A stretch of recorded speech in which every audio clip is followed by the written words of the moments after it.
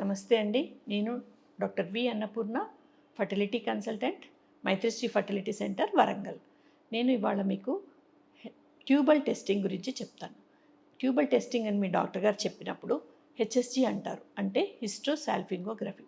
దీన్ని మనం ఎక్స్రే లాగా తీస్తాం. ఏంటంటే ఒకటి ఐడిన్ కాంట్రాస్ట్ మీడియా ఉంటుంది. అది మీ గర్భసంచిలోకి పెట్టేసి ట్యూబ్స్ నుంచి అది వెళ్తున్నప్పుడు ఎక్స్రే తీస్తాం.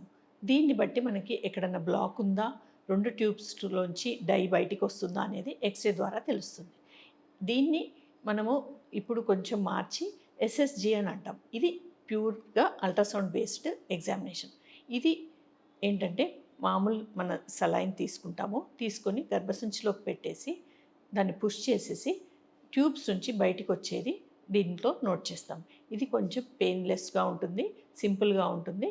2 హెచ్ఎస్జి ఏదైతే ఎక్స్రే పద్ధతిలో చేసినా, ఎస్ఎస్జి అల్ట్రాసౌండ్లో చేసినా 2 ఈక్వలెంట్లీ గుడ్ అండి. కానీ అన్నిటికంటే గోల్డ్ స్టాండర్డ్ లాప్రోస్కోపీ అండి. లాప్రోస్కోపీ క్రోమోట్యూబేషన్. లాప్రోస్కోపీ ద్వారా ఇంజెక్షన్ చేసేసి డ్రగ్ని దాంట్లోంచి ట్యూబ్స్లోంచి బయటకు వస్తుందా లేదా అనేది మనం కళ్ళతోటి రికార్డ్ చేస్తాం. కానీ అది ఇన్వేజివ్ ప్రొసీజర్.